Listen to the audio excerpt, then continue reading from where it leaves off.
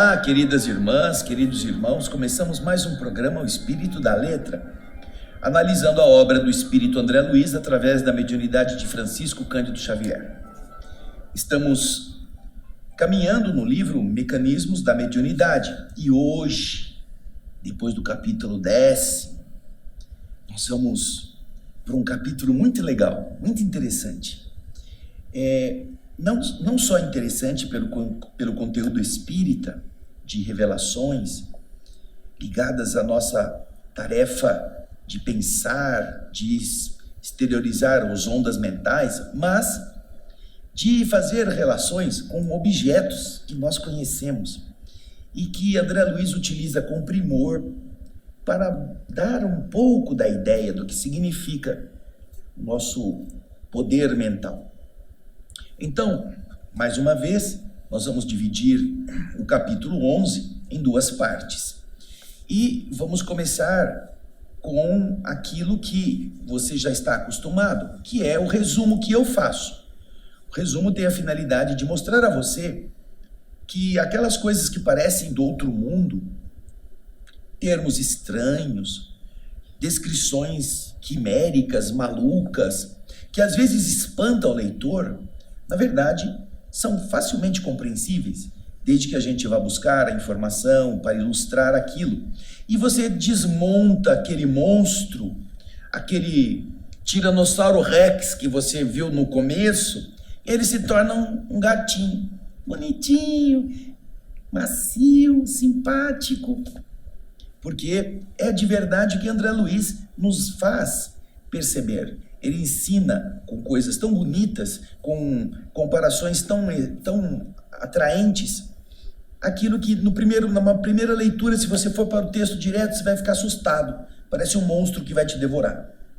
Então, pegue o seu caderno, pegue a anotação que você está fazendo, seja no livro, seja no caderno à parte, e vamos começar o encontro de hoje com o resumo. Depois que a gente fala do resumo, nós vamos para o texto original, nós não vamos pular o texto, tá? Então, vamos fazer uma viagem no primeiro subtítulo, que é o onda hertziana. Meu Deus, André, já começar assim, com uma paulada? Onda hertziana, vamos ver. Vai lá no resumo, vamos comigo. Onda hertziana.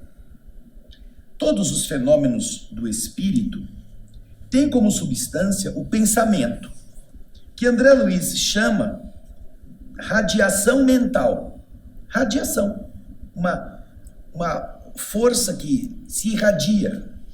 E essa radiação ou pensamento é uma coisa que sai em diversas ondas, em múltiplas frequências, comparável à onda hertziana, considerando o cérebro como um aparelho emissor e receptor ao mesmo tempo. Poxa, mas ainda não está claro. O que é esse negócio de onda hertziana? Que coisa estranha. O cérebro é a fonte, substância, fenômenos do espírito, do pensamento, radiação mental. A gente então precisa entender o que são essas ondas. Quando falamos de onda, você lembra que ela tem uma descrição. Uma própria palavra onda quer dizer de subir e baixar, subir e baixar. Nós vamos então para o segundo item do resumo, que é onde nós estamos analisando essa questão para decifrar o que é a onda hertziana. Vamos lá? Explicação e ilustração de ondas hertzianas. As ondas de rádio são um tipo de radiação eletromagnética conhecido como ondas hertzianas, cuja frequência tem entre 100 Hz a 109 Hz. As ondas de rádio são radiações eletromagnéticas formadas por dois campos, o campo elétrico e o campo magnético, que são perpendiculares entre si e que oscilam simultaneamente na direção da propagação da radiação, variando de forma senoidal. Vamos dar uma olhada agora no slide que vem depois? Você vai entender isso. Olha aí, ó. As ondas vão numa direção. Aqui no caso, da esquerda para a direita. E você vê, o campo elétrico sobe e desce, são as setas vermelhas. Sobe e desce, são cristas e vales, cristas e vales. E ao mesmo tempo que o campo elétrico cresce, também crescem as setas em azul, que fazem parte do campo magnético. Sempre que tiver onda elétrica, campo elétrico, vai ter campo magnético ao mesmo tempo. E ali você vai ver que entre a crista do campo elétrico, o ponto mais alto, e a crista da onda seguinte, o ponto mais alto da repetição da onda, existe uma letra grega que está ali, chamada lambda. Esta unidade, ela mostra o tamanho dessa distância entre a onda, a crista de uma e a crista de outra.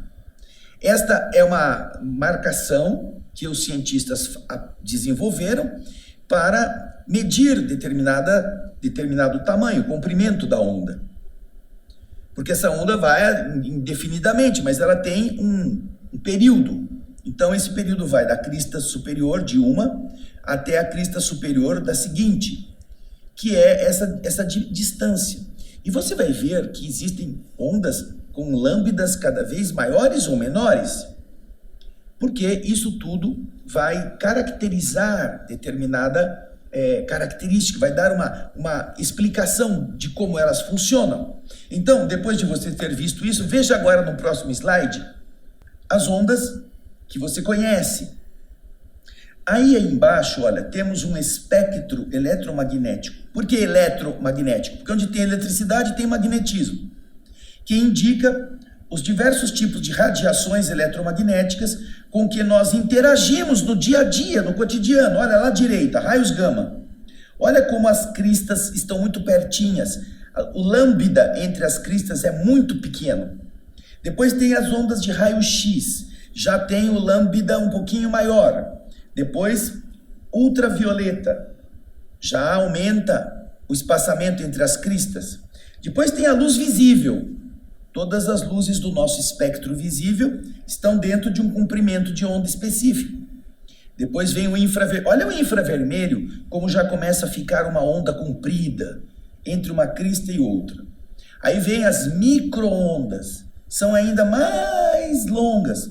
E aí vem, por fim, as ondas hertzianas. Olha à esquerda lá, está até escrito em vermelho, diferente dos demais.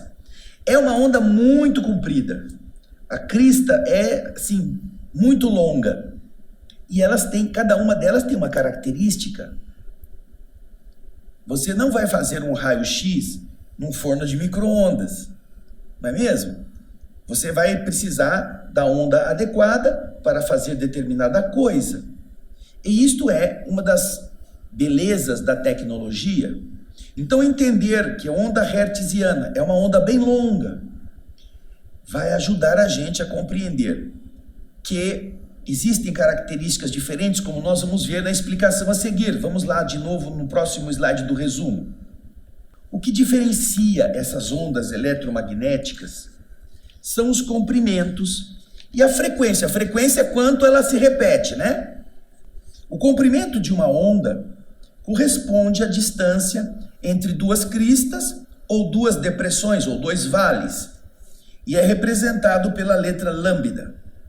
Quanto maior o comprimento da onda, quanto mais comprida ela for, menor é a sua energia. Já a frequência, que é a letra F, indica o número de vezes que a onda eletromagnética oscila, isto é, o número de vibrações em um segundo. A unidade de frequência, quanto que ela oscila por segundo, dessas ondas eletromagnéticas, é igual a 1 Hz, em homenagem ao físico alemão Heinrich Rudolf Hertz, que viveu entre 1857 e 1894. E agora você me pergunta, mas André, tá bom, eu estou entendendo. Então, quando a onda é compridona, ela não tem muita energia e a frequência dela é bem menor. Mas onde é que a gente encontra essa onda? Ah, o raio-x eu sei, A luz visível eu sei. O micro-ondas tem na cozinha da minha casa, eu sei também. Mas onde é que eu encontro essa onda hertziana? Que é essa onda compridona. Vamos ver onde que é? Vamos lá, no próximo slide.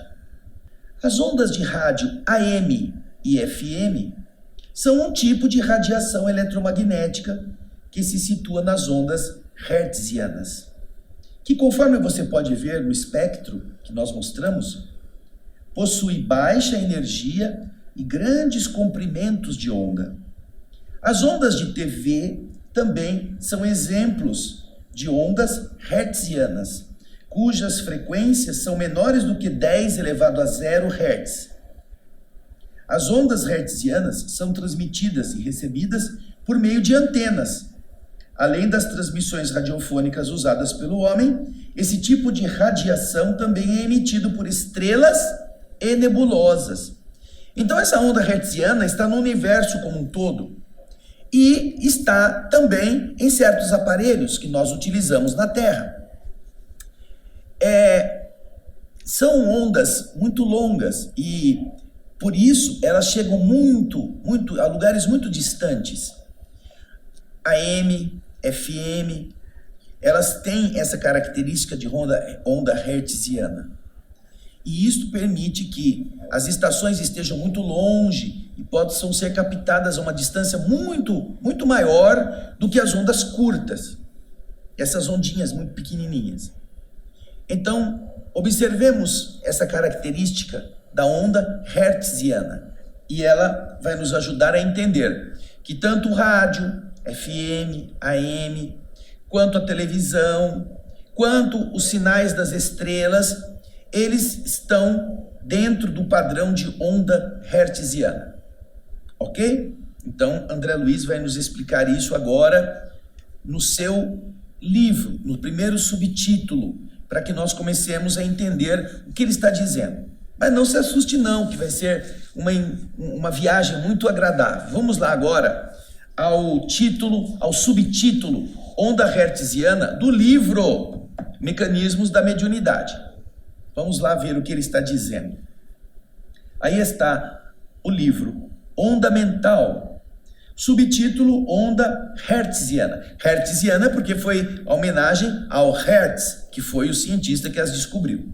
Examinando sumariamente, resumidamente, as forças corpusculares, os elétrons, os corpúsculos, de que se constituem todas as correntes atômicas do plano físico, corrente atômica, corrente de elétron, corrente de átomo, que o plano físico possui. Então, quando você vê, estudando isso de uma forma resumida, as forças que estão envolvidas nessa corrente de elétrons, diz André Luiz, podemos então entender, sem dificuldade, no pensamento ou radiação mental, a substância, a essência de todos os fenômenos do espírito, que se expressam por ondas de múltiplas frequências.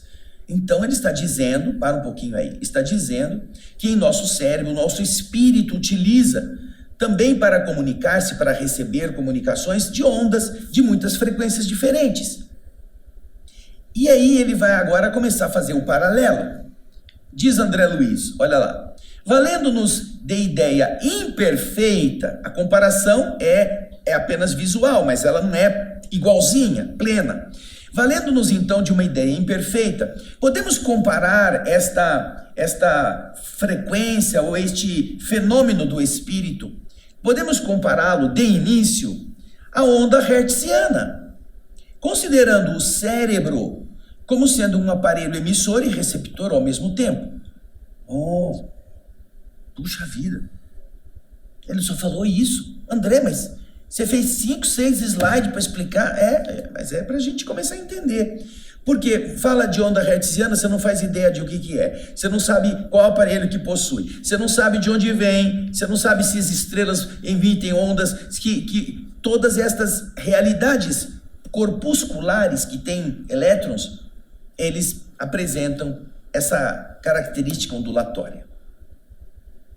E sempre houve na ciência uma discussão entre se a matéria era uma onda ou se era uma partícula.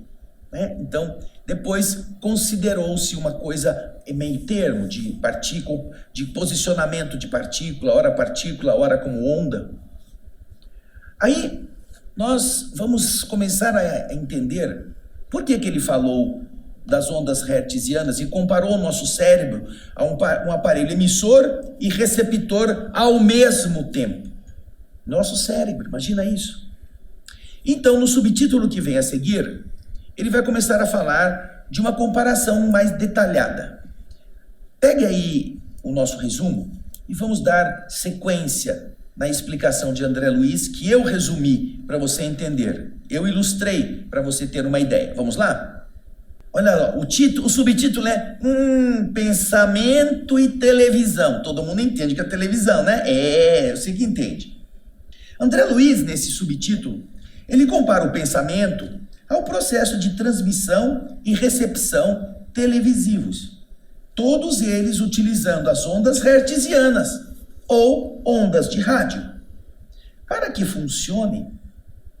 esse sistema funcione emitindo e recebendo, é preciso ter aparelhos que captem imagens físicas, outros aparelhos que as convertam em ondas, outros que emitam ou irradiem ondas luminosas e sonoras, e outros que as capturem e as reproduzam como o emissor as gerou.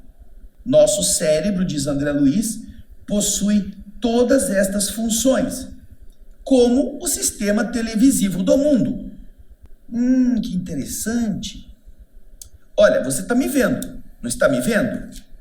Você está me vendo por quê? Porque eu estou sentado aqui atrás, existe uma câmera que está pegando a minha imagem, esta câmera está transformando esta imagem em impulso elétrico, está mandando esta imagem por um caminho que pode transmitir essas partículas, essas ondas, e você está em casa com um aparelho, seja um celular, um computador, uma TV, que está recebendo o impulso elétrico e está decodificando esse impulso elétrico e reproduzindo aquilo que você poderá ver e que eu estou aqui fazendo. Você vai ver como se... Você não está me vendo de perfil, você não está me vendo de ponta cabeça, você não está me vendo com cores diferentes, você está me vendo como eu estou. Então, tem que ser reconstruído aí, não é mesmo? Então, esse é o sistema televisivo. André Luiz, então, está falando que, meu Deus, isso acontece dentro da nossa cabeça. A gente pega a imagem, a gente processa a imagem, a gente envia a imagem, a gente reconstrói a imagem. A gente faz tudo. As informações, não só a imagem, som, cheiro, textura, tudo isso é simultâneo. Aqui nós temos que ter antena, câmera, temos que ter fio, cabo, computador, tudo para chegar. E você aí tem que ter um outro receptor, que é um computador, que converte a imagem, essa parafernália toda. Já imaginou isso tudo dentro da sua cabeça? Que tamanho que a gente teria que ter de cabeça para caber uma câmera? Só para você enxergar as coisas. E outra câmera, outro computador só para fazer a tela reproduzir a câmera que filmou. Agora, como ele está falando do mecanismo do pensamento e da televisão, vou mostrar para você uma imagem que vai te ajudar a ilustrar isto. Como é que funciona a questão da televisão? Vamos lá. Olha só que interessante. O funcionamento da televisão naquilo que é a captação da imagem.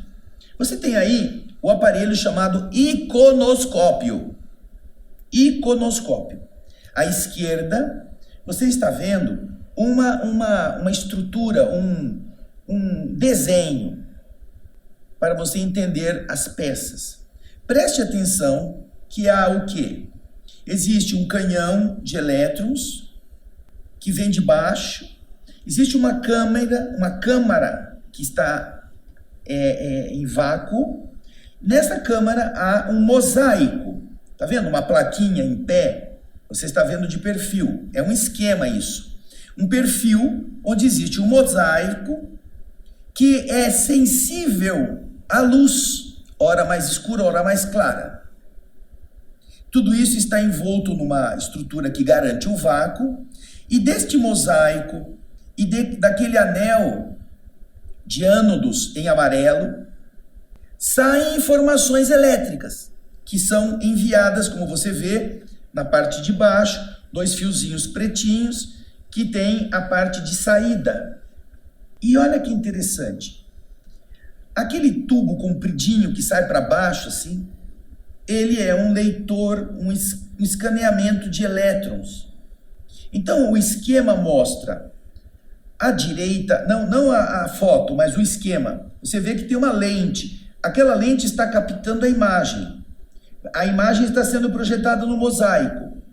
O mosaico está sendo varrido por um feixe de elétrons. E ao fazer isso, eles convertem aquela claro escuro em impulso elétrico, que é enviado. Agora, nesse quadrado à direita, onde está a imagem como uma foto, você vê ele em ação. A primeira estrutura que você vê à direita seria a objetiva que capta a imagem.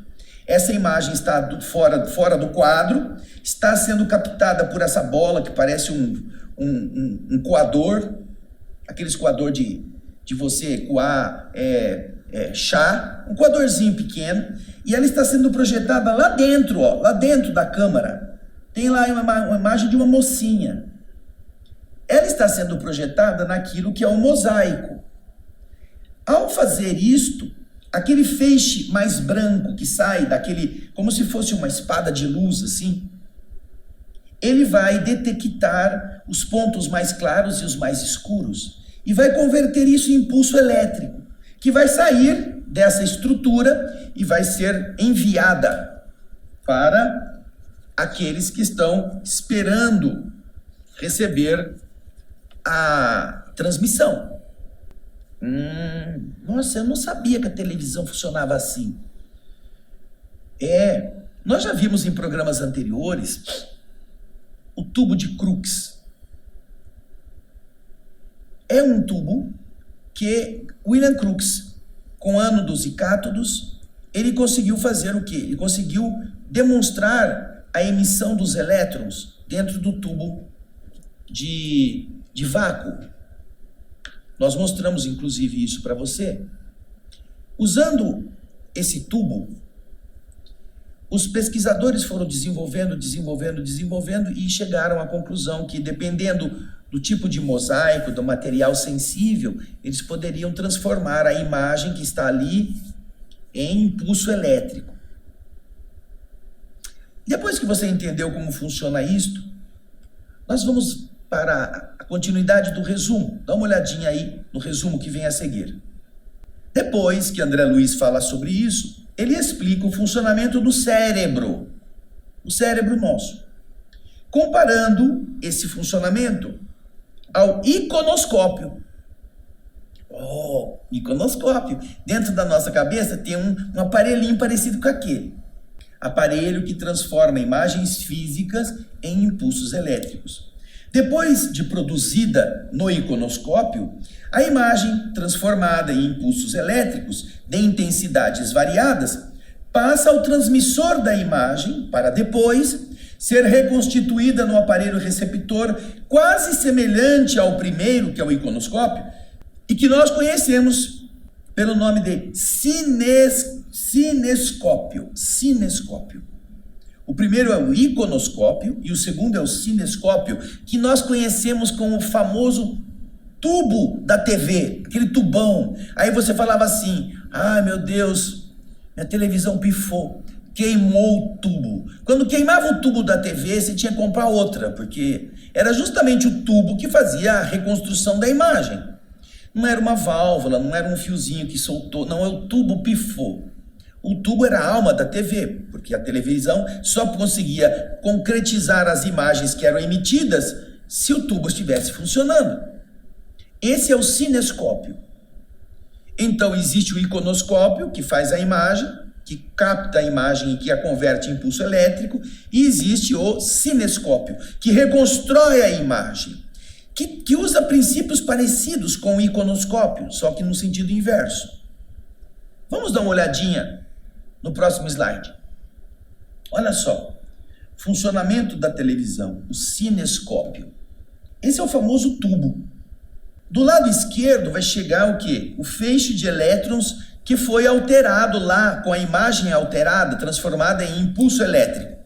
Ele vai entrar, tem os canhões que direcionam a imagem, tem os campos magnéticos que alinham as imagens, e você vê ali, ó, são três tipos de cores, o vermelho, o verde e o azul, o RGB, né? Você sabia disso, né? O RGB, R de red, G de green e B de blue. O RGB é o conjunto de 3 feixes de cores específicas que tem que ser canalizados para dentro daqueles quadradinhos minúsculos que a tela da televisão é feita, para você poder identificar a reconstrução da imagem.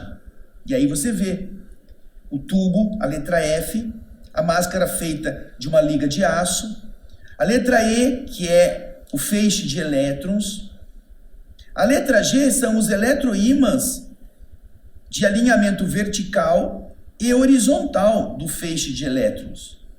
Você vê, eles precisam estar alinhados, senão a imagem fica borrada, ela não se completa.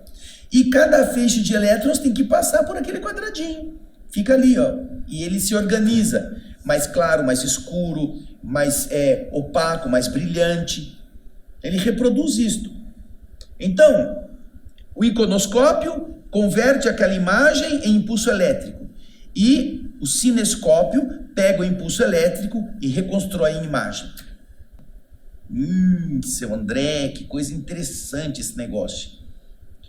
Você imaginou que dentro da sua cabeça você tivesse a estrutura tão precisa, tão detalhada para tudo isso? E não estou falando aqui, André Luiz está dando um exemplo da televisão, mas não é só em termos de imagem que ele está falando.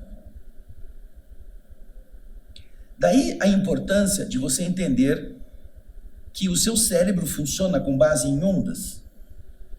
E que agora, com o que André Luiz vai explicar, você, depois de ter visto mais ou menos o resumo, você já não vai ficar tão assustado assim com esses nomes malucos, iconoscópios, cinescópios, esses negócios, né?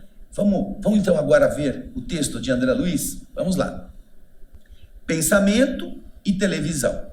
Recorrendo ainda a recursos igualmente incompletos, André Luiz vai fazer uma comparação, mas não é uma comparação perfeita, ele está usando uma coisa para ilustrar a ideia. Por isso que ele está dizendo que são recursos incompletos. Vamos recordar a televisão, cujos serviços acontecem, se verificam, à base de poderosos feixes eletrônicos devidamente controlados, feixes de elétrons. Nos transmissores dessa espécie, da televisão, é necessário combinar a aparelhagem necessária à captação, à transformação, à irradiação e à recepção dos sons e das imagens de modo simultâneo. Eu acho que você já viu algum vídeo em que a pessoa, ela faz assim, ó, e depois vem, você ouviu o que eu estava falando? Ou seja, você vê a pessoa falando, mas não escuta. Depois vem o som. Fala, não, mas esse negócio está em sincronia, está desincronizado. Alguma coisa não está certa. Então, para que a televisão funcionasse como um aparelho emissor e fornecedor de informações, era necessário que as duas coisas estivessem combinadas. E com isso, a imagem com a ideia viesse completa. Então, André Luiz está dizendo que é preciso, no contexto televisivo e também na nossa forma de ser, ter aparelhagem que seja capaz, como você vai ver de novo, a receber a captação da imagem, a transformar a imagem, a irradiar essa transformação e a recepção dos sons e das imagens de modo simultâneo. Aí ele continua dizendo, de igual maneira, até certo ponto, o pensamento, a formular-se em ondas, ele se estabelece dessa forma também, já que o pensamento, como nós já vimos lá no começo, é uma radiação mental, uma radiação magnética. ele age de um cérebro a outro, como uma corrente de elétrons, de transmissor a receptor em televisão, de cérebro a outro. Olha que interessante. Ele está então fazendo primeiramente uma comparação. Você está me vendo. Eu estou falando alguma coisa que o livro está me ensinando. Você está aí, está recebendo o que eu estou falando. Está lendo o que está escrito, seja no resumo, seja no livro. Está ouvindo sincronicamente as duas coisas. Então, da mesma forma que você está tendo esta relação com o televisor, com o celular, com o que você está usando para me ver, o seu cérebro também. Então, nosso cérebro é composto dessas estruturas. Na relação pessoal, na convivência, nós podemos detectar as emoções de outra pessoa, podemos produzir emoções de outra pessoa, podemos ajudar uma outra pessoa a que ela se reerga ou que ela funde. Com pequenas emissões, não precisa ser muito não. Então, André Luiz está usando a ideia da televisão com a emissão e a recepção para você entender que você também tem isso, que você também faz isso. Agora você está recebendo, mas daqui a pouco você fala assim para alguém, olha, eu vi um negócio na televisão muito bacana, eu quero explicar para você. Aí você começa a emitir, você está emitindo. Ao contar, ao descrever, ao passar para alguém uma ideia, você se transforma na câmera que está emitindo, que está convertendo aquilo que você viu em impulso elétrico, impulso visual, impulso de ideia com a voz. E a pessoa começa a reconstruir dentro dela. Se eu, por exemplo, aqui dissesse para você, olha, eu estou diante de um frango assado maravilhoso. Ele está dentro de uma panela, está dentro de uma assadeira, repleto de batatas em volta, cheio de farofa. Tem duas mãozinhas assim de rabanete nas perninhas do franguinho que está assim. Ele está com uma cor dourada. Você vai reproduzindo isso dentro da sua cabeça. Eu não tenho nada disso, não tem nenhum frango aqui não. Mas eu estou falando e a sua cabeça está recriando a imagem do que eu estou falando. Você acabou de fazer isto. Olha que interessante. Agora André Luiz continua explicando, veja aí. Não desconhecemos que todo espírito é fulcro, é núcleo gerador de vida aonde se encontre. Ele está dizendo, o espírito é isso. E toda espécie de vida começa no impulso mental. O impulso mental dá origem a todas as coisas. Você inventou um frango agora. Um frango que te deu água na boca. Que você teve vontade de ir na frangonete e comprar um. Mas ele não existe. Eu estou contando. Você passou a dar vida a ele. Porque o impulso mental fez isso em você.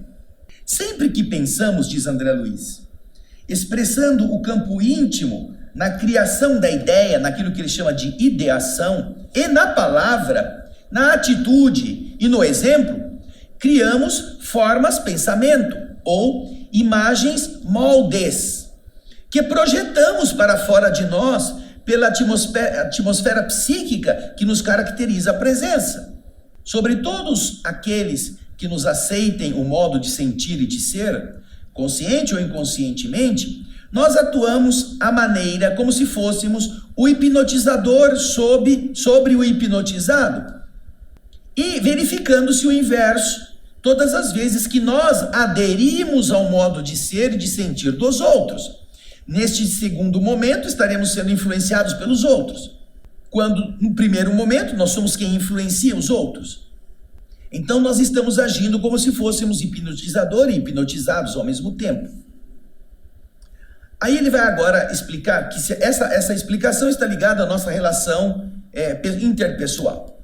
Mas na sequência André Luiz vai dizer, olha, o campo espiritual daquele que age, daquele que sugestiona, gera no âmbito, na área da própria imaginação, os esboços ou planos que ele propõe exteriorizar. Para aí. Então eu pensei, vou dar o exemplo do frango. Imediatamente a minha mente pensou no frango. Imediatamente ela plasmou para o meu pensamento a ideia da assadeira, daquela forma, onde estavam cheios de batatas, cebola. Cebola eu estou pondo agora, tá? Você já põe cebola aí na sua imagem. A perninha do franguinho assim, com os rabanetes enfiados, em forma de florzinha. Então, eu estava pondo isso na minha mente, essa imagem estava plasmada, e eu então comecei a criá-la, é o que ele está falando.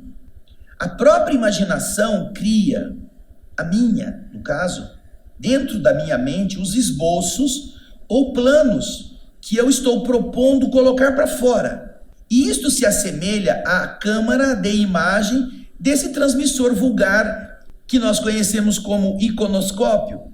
Com o jogo de lentes adequadas, focaliza a cena sobre a face sensível do mosaico. O mosaico, lembra que eu mostrei para vocês o mosaico? Aquela tela que existe numa das extremidades dele mesmo, iconoscópio. Ao passo que um dispositivo explorador, situado na outra extremidade, fornece um tênue feixe de elétrons ou raio explorador que percorre a superfície do mosaico. Ele está explicando o iconoscópio que eu mostrei para vocês.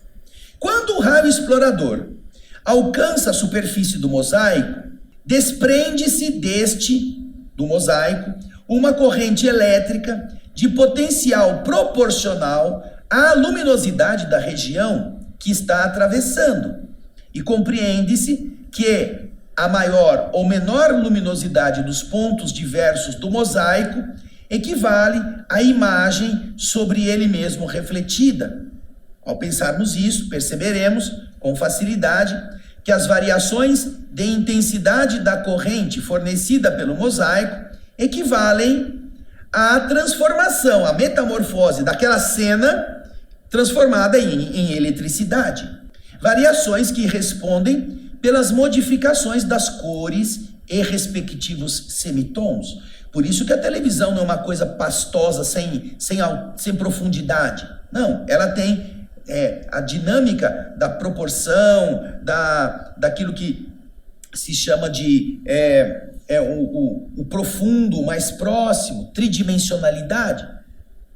Então, isso se dá por causa desse aparelho que nós vimos anteriormente, que é o iconoscópio, onde os pontos mais escuros têm uma potência elétrica, os pontos mais claros têm outra potência elétrica, então vai se gerando tons e semitons. Continuamos, André Luiz, vendo o que ele está comparando. Vamos lá. As imagens arremessadas através do dispositivo de focalização da câmera, atingindo o mosaico, se fazem invisíveis ao olhar comum. Dentro da imagem, dentro do aparelho, você não enxerga. Nessa fase da transmissão, os vários pontos do mosaico acumulam maior ou menor corrente elétrica, segundo a porção de luz que incide sobre eles. Somente depois dessa operação, que prossegue em variadas minudências ou detalhes técnicos, é que a cena passa ao transmissor da imagem. Até aí, ela está sendo decodificada e transformada em impulso elétrico. Depois ela tem que ser transmitida. O transmissor da imagem precisa agir para depois reconstituir-se através do cinescópio ou válvula da imagem no aparelho receptor. Válvula essa cujo funcionamento é quase semelhante, é quase análogo ao do iconoscópio na transmissão da imagem, embora fisicamente não se pareçam. É o tubo da TV. Então você está vendo que essa estrutura que André Luiz está descrevendo, nós mostramos a você como que é. E então você vê que a ideia, quando você tem uma ideia, você primeiro plasma na sua mente. Depois você fica pensando, como é que eu faço para chegar na mente dos outros? Você já notou que algumas pessoas dizem assim, fulano morreu. Fulano morreu. Aí você recebe, fulano morreu. Tem pessoas que chegam e falam assim, vou te contar uma coisa muito, muito séria. Você conhece o fulano? O fulano, aquele que vinha aqui em casa, aquele que trabalhava na repartição X. Aquele que era casado com a Beltrana. Olha, você está mostrando a imagem. A pessoa está tendo a chance de pensar, vai reconstruir a figura da pessoa, vai ver a pessoa na sua memória. Aquele que tinha uma perna de pau, ou que era meio manco, ou que era estrábico. Aquele que usava uma peruca. Ah, sei! Você já fez a ideia, a imagem na sua cabeça. Você não sabe o que aconteceu com ele. Olha só quantas emoções eu estou transmitindo. Olha só o que eu estou criando, que estou dando a chance, estou com diversas tonalidades preparando a notícia. Estou dando à pessoa que está ouvindo a chance de ela também ir construindo dentro dela aquilo que eu quero que ela se compenetre. Nossa, sim, eu lembro dele. Encontrei com ele na semana passada. A gente estava no mesmo ponto de ônibus. Então, sabe o que aconteceu? Não, morreu. A pessoa leva um choque. Credo, morreu assim do quê? Encontrei com ele semana passada. A emoção dramática é transmitida com a coloração do que você está falando, com a maneira como você expressa, com aquilo que você dá tempo, porque leva um tempo entre a pessoa ouvir e a pessoa fazer a combinação dentro da ideia. Quando as ideias são faladas muito atropeladas, quando a pessoa não dá tempo para o receptor organizar a imagem dentro dela, ela fica assim, mas você falou isso para mim? Eu não prestei atenção, acho que você não falou não. Falei, é que você falou tão atropelado, que quem está ouvindo não lembra. Eu tenho um amigo que eu chamo ele de Speed Casper. Quando ele vai dar aviso, ele vai porque ele tem medo de falar. Então ele fala tão depressa que os avisos dele, se você pedir para quem ouviu escrever o que ele falou, ele não vai saber. Ele lembra de um, talvez do primeiro, e lembra do último. O último agora vocês vão ficar com a palestra do nosso irmão fulano de tal. Isso aí a pessoa guardou, porque ele está se livrando do enrosco. Mas é que ele não entende que quando você vai criar a imagem, você precisa forçar a maneira de outros recondicionarem a imagem dentro deles. Então precisa fazer o quê? Precisa falar com calma, precisa dar a cada palavra uma tonalidade diferente. É como aqueles palestrantes que só ficam falando, hoje em dia vamos falar sobre tal coisa que eu pesquisei no livro tal, vocês vão encontrar no livro tal, o Espírito André Luiz falou no livro tal, e no livro tal, amém, assim seja. Você não entende nada, você não grava nada, porque a pessoa ficou naquele negócio, naquela mesmice. Porque apesar de ser espírita, ela não entende bolhufas do que o André Luiz está falando, da capacidade de criar imagens mais fortes, mais fracas, mais amplas, mais estreitas, com o que ele vai passar. Quem não consegue fazer isso é porque não estruturou na sua mente a ideia, não fez a imagem clara do frango. Apenas fala, tem um frango depenado que está no forno e já está moreninho, pronto. Quem vai ouvir não vai saber direito de detalhes. Mas se você é detalhista, se você sabe descrever, se você fala do sabor, se você fala do cheiro do frango, o povo baba. Só de pensar. Como eu sei que você está babando agora no frango, que está na hora do almoço. Né? Então, mas isso é só a primeira parte do programa. Nós vamos na próxima semana terminar este capítulo 11º. Eu espero que você já possa ir lendo, para você ver que não tem nada de difícil. Basta pesquisar. Basta entender o funcionamento, né? Você vai ficar maravilhado com o que vem na segunda parte, tá bom? Obrigado pela sua audiência, pelo seu carinho. Até o nosso próximo programa e muita paz.